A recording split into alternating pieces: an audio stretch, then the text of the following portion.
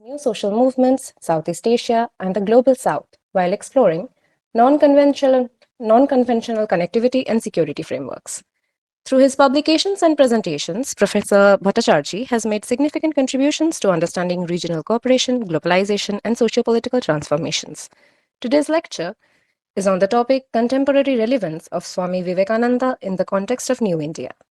Swami Vivekananda's philosophy emphasized the dignity of labor, social justice, and the upliftment of marginalized communities, aligning with the ideals of subaltern empowerment. He advocated for education as a tool for breaking the chains of oppression and envisioned a society where the oppressed could rise through self reliance and spiritual awakening. His message of Vedantic humanism sought to unite all, transcending caste and class barriers. And we hope to learn more on him and his connections to the ever evolving field of subaltern sciences today from Dr. Bhattacharjee. Over to you, sir.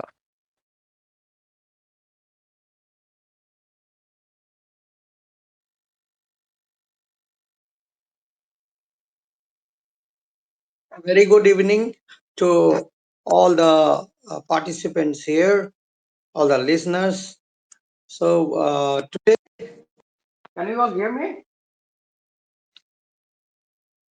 Hello, Yes, sir. am I on? Oh. So today is a very important day for India because we are celebrating National Youth Day, and youths are the future of India. So you know, I have chosen deliberately to speak on Swami Vivekananda and the contemporary relevance as well as uh, uh, how new India can gain from the ideas of Swami Vivekananda. As we are, you know, from the field of political science and international relations, we definitely start with some theory and then we try to contextualize the theory. I think you are all aware of the fact that Swami Vivekananda put forward a very interesting and simple theory of social science, which we can, which is well known as the non-dualistic approach to humanity. So before I dwell with the theory of non-dualism, I will definitely uh, say a few words about Swami Vivekananda and his time, as well as how Swami Vivekananda you know, is contemporary relevant to us. Swami Vivekananda was a you know very different type of intellectual. He wanted India to be free from the colonial clutches, but his way of ushering in freedom is not only freedom from the external, exploitation or external power. He wanted freedom from age old, superstitions, prejudices, ceremonial extravagance which Indians, had during that time. He is also, different from other thinkers in the sense that he loved India and Indians, and he didn't want to hear any foul things related to India. When he visited Europe and America and in different part of the world, he suffered his own humiliation, but he didn't tolerate India's humiliation. That is why we can, you know, we can well infer that his love for the country is like son's love for his mother. Needless to say that all other patriots did the same thing. But Swami Vivekananda lighted the, lamp of uh, love to the extreme sense. And what he did is, first, he wanted to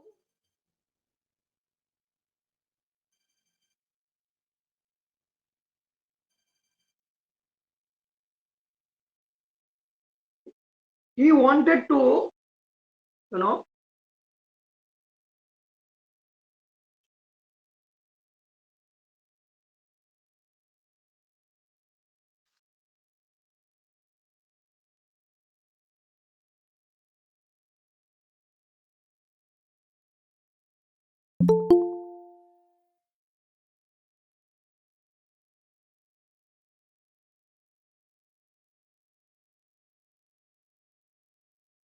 sorry for the technical glitches. So what Swami Vivekananda did is, he wanted to, first of all, recollect the image of India, and he adopted two-way strategy. First of all, what he did is, he simplified the Upanishads, the Vedas, the ideas or the teachings of Bhagavad Gita. He simplified that. And in Bengali we say that বনের বেদান্তকে ঘরে নিয়ে এসেছিলেন। বেদান্ত বনে ঋষিমুনিরা আলোচনা করলে তো কাজ হবে না। That should be practiced at home. That should be practiced by each and every individual, irrespective of caste, class, and all other differences. That is why Swami Vivekananda is very relevant today. This is a point. There are other points. How he recollected the image of India abroad is also a very important issue. As you all know that in the World's Parliament of Religion, he got a chance to speak for a very few minutes. And he started in a way that, you know, satisfied the spiritual quest of the intellectuals in the Europe and America. And they again and again requested Swami Vivekananda to come out with his ideas of spirituality. Not religion, but spirituality. Swami Vivekananda in his lecture ultimately, conveyed the idea that he comes from, or the Indians, as a representative of Indian, he comes from a religion which, considers all religion as true. He never used the term tolerance. He used the term that all religion are true. There is no there is no difference between religion X and religion Y. All are true. They leads to the same eternal, bliss. They leads to the one, particular goal. The paths are different, but the goal is same.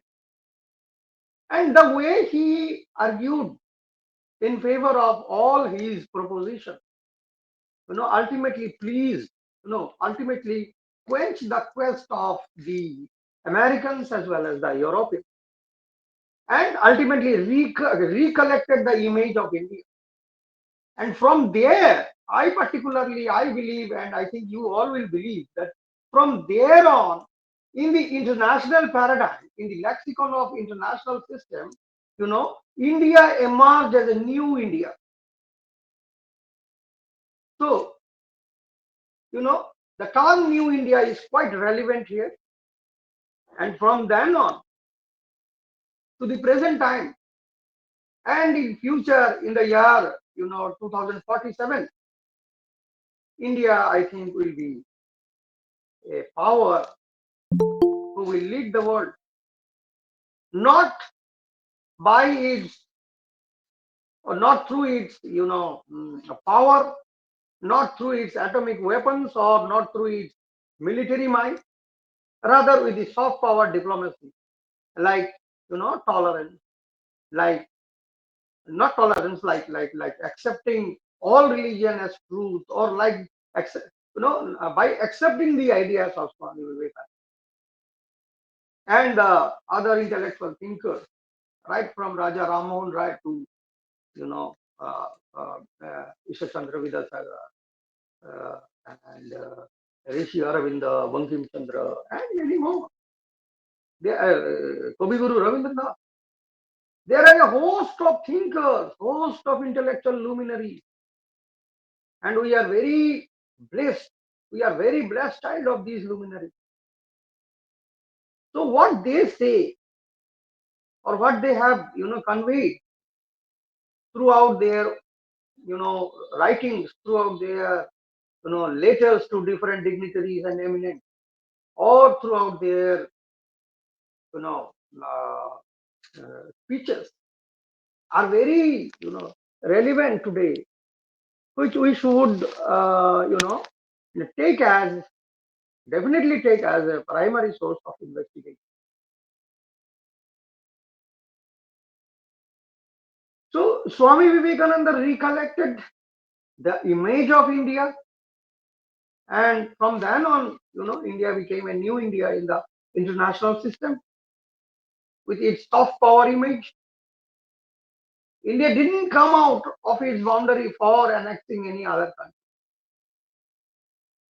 It suffered a number of atrocities, a number of exploit. It suffered colonial rule. It suffered a lots of hardship, but didn't you know resort to violence. It's the land of Gandhiji. So what I basically would like to refer to here is that the rich philosophy which we possess is, I think, the guideline is the basis of our day-to-day activity, as well as of our national life, as well as the policies which we adopt in in terms of governance, as well as which we adopt in terms of our foreign policy. Nowadays, you know, a lot of emphasis has been given on the soft power dynamic in international level. But India is the harbinger of soft power because it's a land of Buddha, it's a land of Gandhi again. I repeat, it's a land of Gandhi who preached the idea of non-violence. Out of violence, nothing can be attained. And Swami Vivekananda also is an admirer of, staunch believer of Buddhism. He loved Buddha very much. And in several occasions, he wrote in his complete work, completed in 9 volumes. He wrote that he want to attain samadhi like the Buddha. So, the relevance of Swami Vivekananda lies in India's soft power strategy.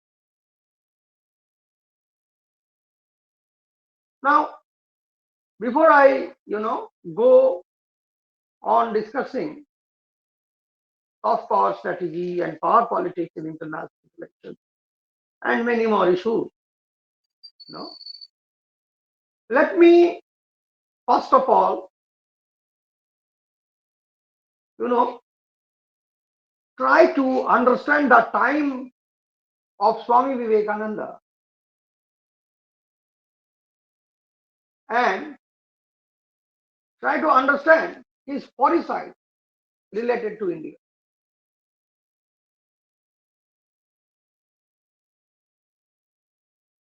See, as you all know, that Swami Vivekananda inspired the Indian freedom fighters like the, you know, European, thinkers, Rousseau, Voltaire, Cavour, no, you know, uh, the, you know, the thinkers who, pleaded for European Renaissance. So Swami Vivekananda can also be, praised as the intellectual who, fueled the fire of intellectual movement, who fueled the fire of intellectual movement among the Indians, basically among the revolutionaries who fought for the, you know, who fought for the uh, liberation of the country from the clutches of the colonial master. That is, who fought for the, you know, emancipation from the foreign rule. See, I definitely refer to Netaji Subhash Chandra Bose, who was inspired by Swami Vivekananda. I definitely refer to all other thinkers. And in this connection, I definitely, mention name of some of the, European thinkers who praised Swami Vivekananda in a very, very, very, very, praiseworthy, word, like Leo Tolstoy, who said that he is young in years but eternal in wisdom. Very big comment. There are a host of comments. He used to, have regular interactions with the then philosophers like Immanuel Kant, Hegel, and many more. He was not so, old during that time, not so mature. He died at the, in the year 1902, and he was born in the year 1863. Very short span of life, and within this particular span of life, he didn't, waste a single moment. He didn't waste a, single minute of his life. He devoted his entire life for the cause of the Indians, for the cause of the hungry people of India. And one thing which I personally like, and I personally, adore Swami Vivekananda, is that he didn't say that you should totally ignore the West and come out with what India possesses. You should sustain your life. Whatever you have, you should not take anything from the, Westerns or anything from Europe and America. He didn't say this. He was of the opinion that the Indians will definitely give, you know, spiritual knowledge to the West, and from the West, the Indians will definitely, you know, learn materialism, like, you know, the hard sciences, and something that is indispensable for a life sustenance.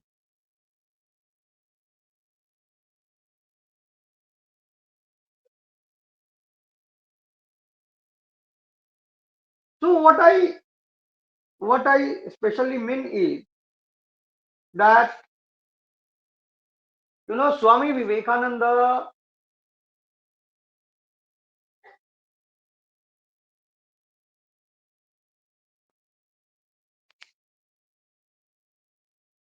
Swami Vivekananda is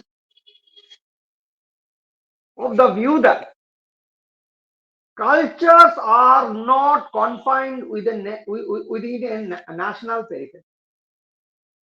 No, cultures move moves from one place to other, and it moves in different ways. You cannot stop the movement of good things from one place to other. So something that is good in the West should be adopted, and something that is good in our in our culture should be you know should be given to others, so that humanism at a you know at large so that humanism at large can you know uh, can you know uh, win the hurdles of human life, you know to to well out the ordeals of human life, like natural calamities, disasters, different type of diseases, and many more things. We have seen how the worst scenario of the COVID-19. During that time, the entire human race, irrespective of everything, they came closer, and whatever casualty we suffered, but out of that we gained two important things. One is love for the love for humanism, love for environment, ecological balance, love for uh, you know uh, all good things, avoid the negative and bad things of life. And last but not the least is that digital connectedness. I have never seen any candidates, you know, physically who are listening to me. But I can reach up to that, and I will also hear from them. I can reach up to them, and they will also, convey their own thoughts. And I see what a big thing we are using because of the pandemic. It's not something to rejoice, but you know, uh, culture never stops. That is what I would like to mean. And see, in this particular phase where India is rising, and the term New India is very important because of its 2047 Viksit Bharat agenda. So, what are the prescriptions which we can, put forward from this particular platform for a, 2047, Viksit Bharat, agenda, and how Swami Vivekananda can help us in doing so. See, as I have, told you earlier, that India is a land where each and every religion, every culture, every race, every sex, every caste, you know, resides in a harmonious way. There can be difference, but not in the way as we perceive in other parts of the world. History bears the testimony of this, and with this particular you know particular notion of inclusivity, we can lead the entire world. It's a time of you know it's a time of uh, soft power diplomacy, which we can definitely term as smart diplomacy. Now, what is smart diplomacy? Soft power diplomacy in a common parlance means exchange of culture, exchange of academicians, exchange of many good things. But as a scholar and researcher, most of you will critically think that then if soft power can ultimately attain India's foreign policy agenda, then why India possesses nuclear weapons? Then why India indulges in purchasing arms and ammunition from other countries? Why India is spending a huge amount of money in its annual budget in defense and many more things? These are the pertinent question here. If you can curtail budget in the defense sector, it can help your it can be given in the academic sector. It can be given as scholarship to more and more students. It can be used in the medical sector and many more things which we are still lagging behind. That is why we will have to think critically. We'll have to think critically, put some critical question as new India is approaching in 2047. So what are the what are the prescriptions which we can put forward for Viksit Bharat 2047?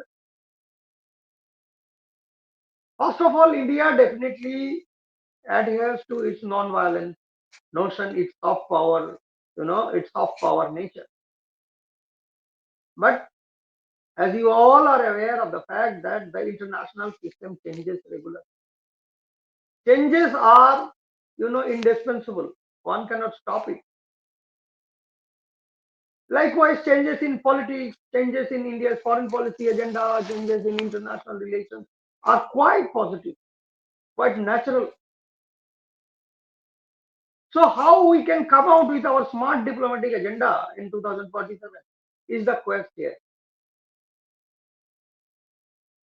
And if we are to be very fruitful with our agenda of 2008 of Viksit Bharat 2047, that is, New India leading the world, what we will have to do is, first of all, we should definitely adopt a smart diplomatic technique, like promoting more and more soft power issues to maintain bilateral, multilateral, or global relations. But we should not totally give away our, you know, capability of containing the,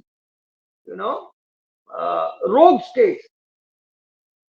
To some extent, I put the term within quote and unquote because during the Q&A you can ask me what is rogue state. Why are you using this term rogue state? This is a quote and unquote term. If you ask me that question, I will definitely answer there. Huh? So if you find any rogue state, then how to deal with the rogue state? Because by 2047 your economy will be leading the world. And if you go on adhering to the soft power diplomatic thing, then you will be annihilated by the ICBMs and SLBMs. You know ICBMs, intercontinental ballistic missiles, and and all other sophisticated weapons. I don't want to mention all these here because today is a very pious day and a very non-violent day. But I do not want to use these things or bring these things in today's discussion. All the issues of strategic studies, I do not want to discuss it. But see, it is very good to be you know uh, mm, to be uh, a very non-violent type country. It's very good. But ultimately, what happens, the violent things, you know, leads to sufferings of the general masses, which Swami Vivekananda didn't like. And he didn't, he didn't join direct politics because he wanted to die for the general people. That is why he adopted the path of selfless service for the masses. And, you know, and ultimately, sacrifice for the cause of India. If you go to the archives, you will see what they are doing.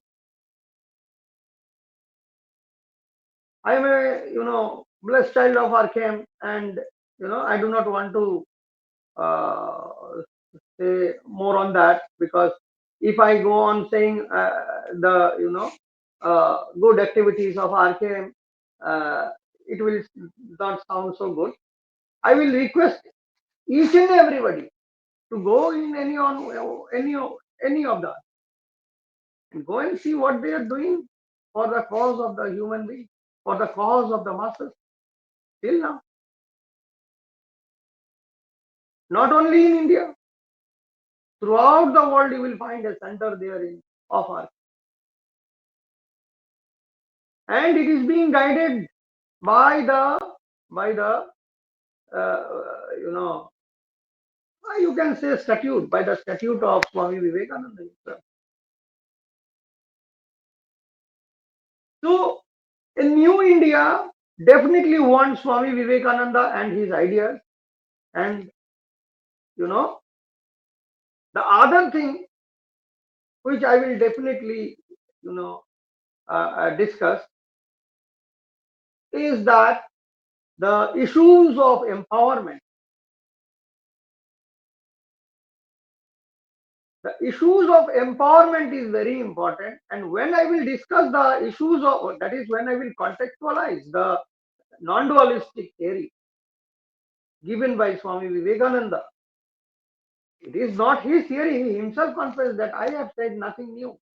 It's there in the Upanishads, in the Vedas, and I have repeated the words of my master Sri Ramakrishna.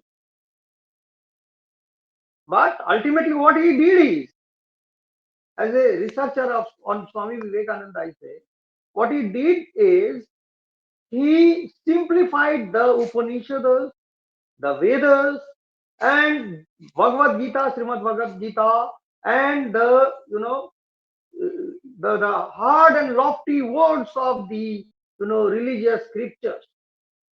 He simplified that. Again, I repeat, মনের বেদান্তকে মানুষের ঘরে নিয়ে, মানুষের মনে নিয়ে. That is the relevance of Swami Vivekananda. If we forget him, what we will do is, as the Western thinkers criticizes the non-Western, people, that we will honor him by dishonoring him, his word. So with these, let me have a 2-minute pause so that I can drink a sip of water. Take a sip of water, and then I will again continue.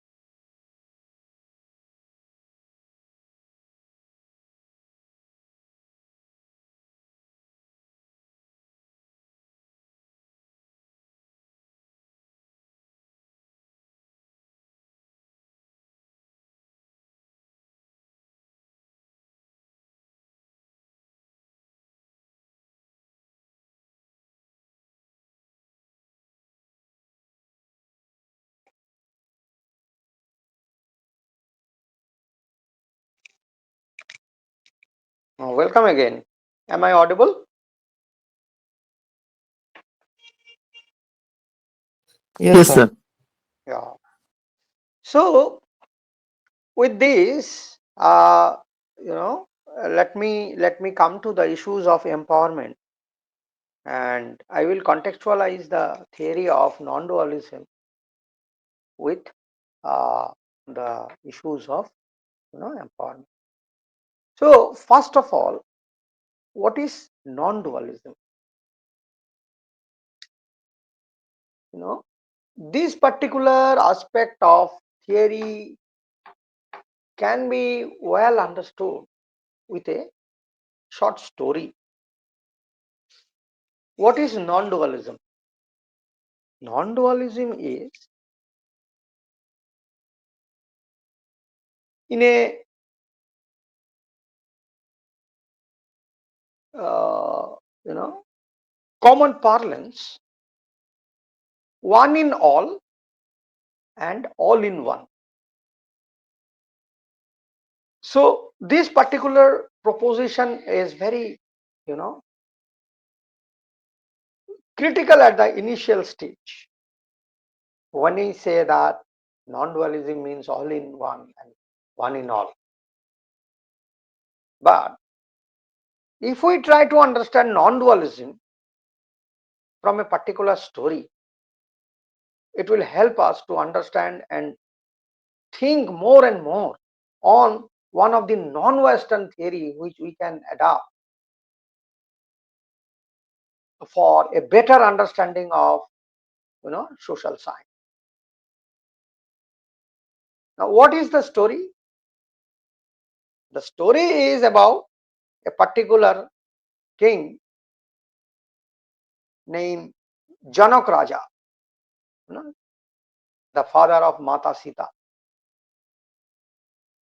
Janak Raja was sleeping, and in his dream he was perceiving that he is in a warlike situation.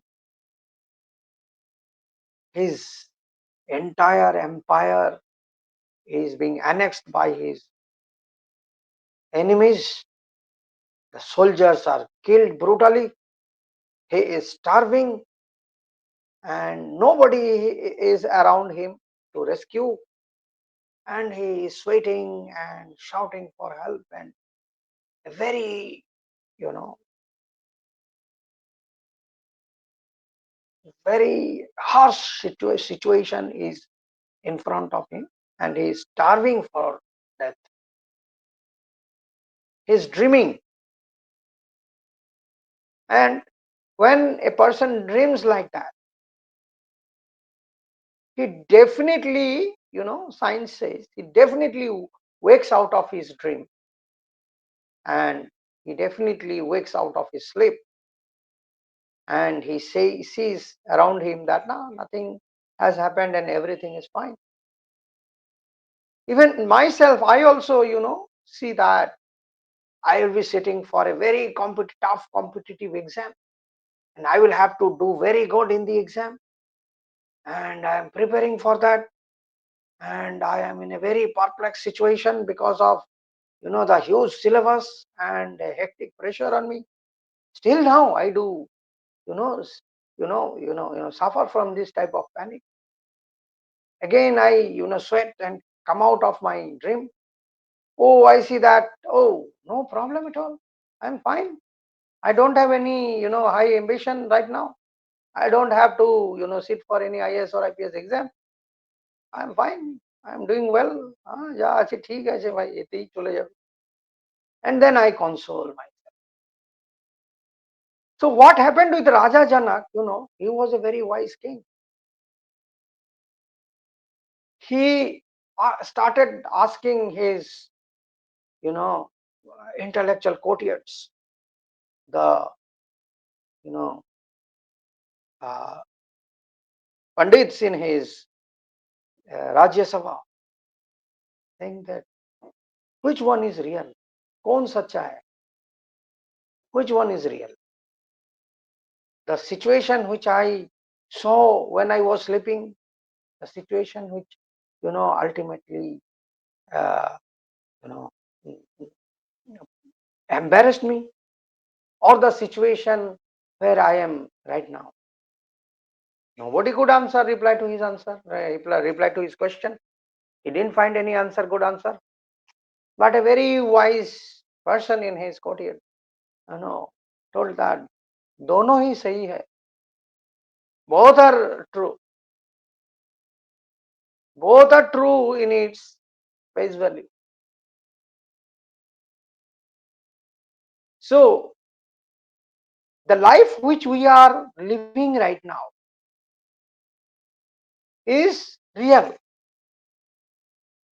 The life which are living right now, as a person I am delivering lecture, all of you are hearing to me, this is real. But there are some realities beyond our imagination. Those realities are there, but we cannot perceive it. So if we do not perceive any reality, does it mean that these realities do not exist? The realities are there. So whatever happened in the stage of dream and whatever is happening when a person is awakened, all these are true. This happened to a particular human being. যা ঘটেছে রাজা জনকের সঙ্গে ঘটেছে, something that happened with Raja Janak, both when he was not sleeping and when he was sleeping, both the state is of a single human being, of a particular human being. So herein lies the issue of dualism.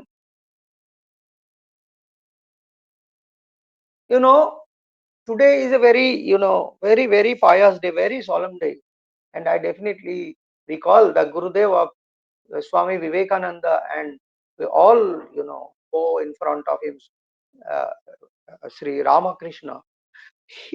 Sri Ramakrishna Dev used to you know uh, yeah, give more simple example. What type of example he used to give, you will find in Kathamrita. That is also a very big primary source which ultimately can help for social science research. What is the example Thakur Sri Ramakrishna gave, is more simple than that of this non-dualistic thing. If you take a bucket of water, and out of that bucket of water, if you take out a mug of water, do you think that the waters are different? No, not at all. The waters are there. The waters are same. The containers are different. So by this particular way,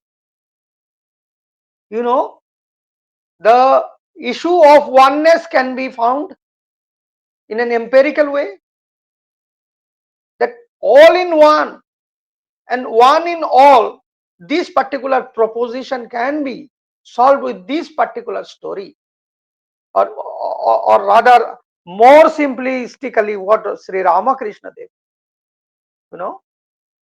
told in his which we find in Kathamrita, told to the disciples, that if you take a glass of water from a uh, uh, pitcher,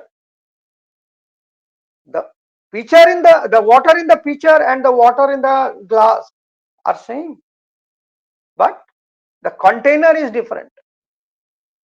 So human, if you take in terms of spirituality, each and every human being are same. There cannot be any differences in terms of race, in terms of religion, in terms of sexuality, in terms of gender, or many more things. There cannot be any difference because the structure may be different, but the Atman, which can be related with our story of with the story of water. If you relate this water and the container is our body and the water is the Atman. And if you take this particular non-dualistic theory, you will be able to solve many problems of life. But what happened, the colonial masters, they took the strategy of uprooting the masses from their culture, and a different type of culture, distinct culture, has been imposed, which is not lasting more, but it is definitely destroying the growth and progress of the nation. So the non-dualistic thing, dualism means I and you, non-dualism means in a particular stage there will be no difference between me and you, because the Atma which you have and the Atma which I possess came from the same Paramatma. So herein lie the issue of empowerment, herein lie the issue of oneness, herein lie the issue of inclusivity and many other things which can bind India as a nation and can win out the ordeals of life. This particular theory is not being preached and practiced because of what? Because of the post-colonial things which is going on still in India. So Viksit Bharat 2047 definitely will have to work on this. More and more empowerment, more and more inclusivity in politics, and empowering the future citizen of our country to be a leader of not only of India, to be a leader not only of India, but to be a leader of the world, so that they can work day in and day out to attain international peace, global security, and justice, international justice. They can work hard to to reach out to the masses who are suffering from humanitarian crisis.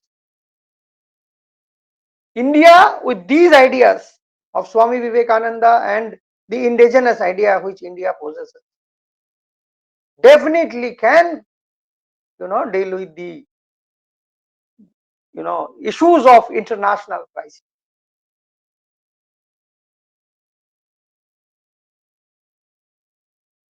So this is what the idea of non-dualism. This is what the idea of empowerment. This is what the prescription of Viksit Bharat 2047. That is, this is what the prescription of new India which we can envision from this particular forum.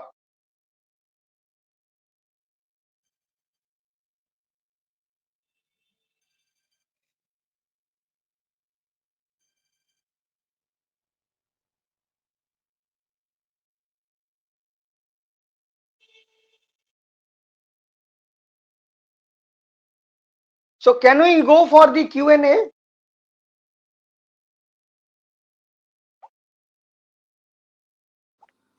Sir, am I audible, sir? Yeah.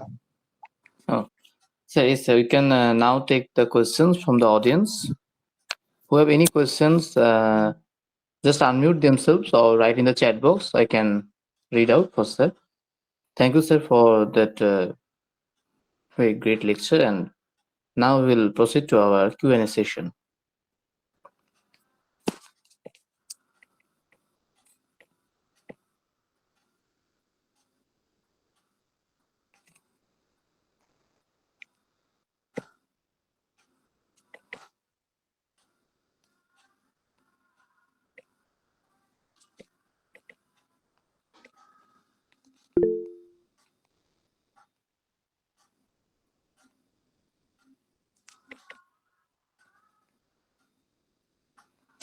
So we have one question in our chat box.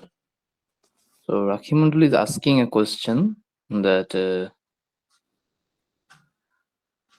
drawing from Nietzsche's concept of the will to power and Homi Bhabha's theory of hybridity, how can we interrogate the contemporary relevance of Swami Vivekananda in New India? Is his philosophy being reinterpreted as a tool for cultural dominance under a singular nationalist identity, or can it serve as a hybrid space, fostering resistance to hegemonic discourse by embracing multiplicity and difference? Sir. Yeah, definitely. It's a very very, in Bengali we say chokha. It's a very, tricky question, and I will definitely love to answer this, because you see, Swami Vivekananda himself is a very different type of personality, in the sense that he didn't do anything for himself, or he didn't want to, you know he didn't want to have anything of his own. Even he cautioned everybody in, in doing the ceremonial extravagance in his, in his birth anniversary. So what I definitely uh, uh, would like to, refer to this particular answer is that, if Swami Vivekananda was, if he was alive, he could have definitely interacted with these scholars and take their ideas, you know take their ideas, and then definitely, think in a new way, because he is a person, he was a person who took everyone's idea. Only his only mission was to win out the general masses, basically the Indians, from their, hunger, from the starvation, from illiteracy, and that's it. Nowadays, the issues of politicization and culture and many more things are coming out. Somebody is, trying to, you know uh, capture him as their brand, person, but I think that will not work. He is a person like the sun, like the moon, who is there for everyone, but the main thing is that we'll have to understand him in a greater detail.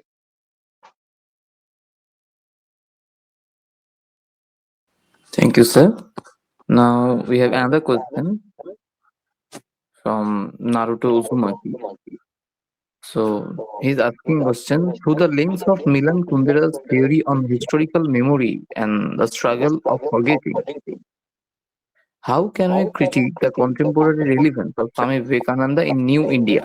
In quote, is the selective invocation of his ideals a means to craft a nostalgic narrative that erases uncomfortable history, thereby constructing a homogenized cultural identity devoid of critical reflection? Yeah, the two questions are similar. The two questions are quite similar, and the answer will be the same thing. That say Swami Vivekananda left us in the year 1902. India was a country who, which ultimately attained independence and was in a hurry to catch up the West. He saw that particular India, and out of that he gave his own view, what India should be and what India should do.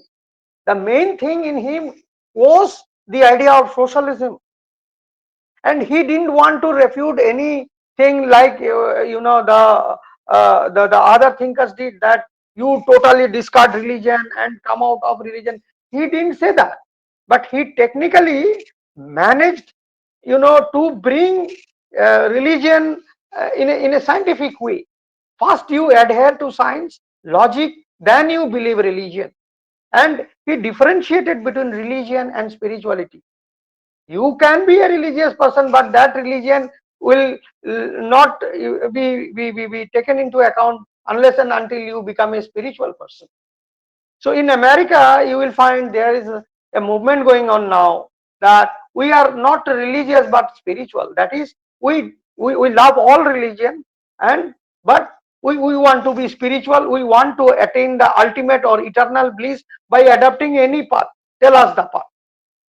So in this particular context, if I am to answer the question, I will definitely convey you the idea that you will have to take the spirit of Swami Vivekananda.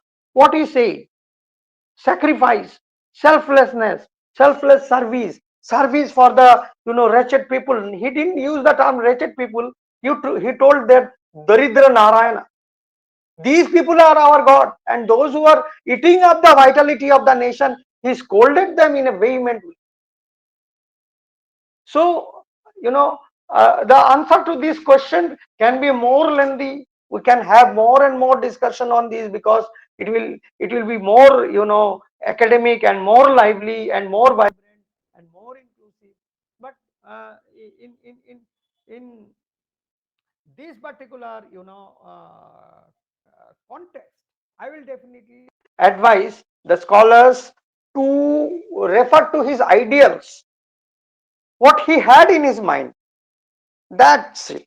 And I think we'll get the answer out of that. Thank you, sir, for the answer. And we will take one last question. It's asked by our admin panel.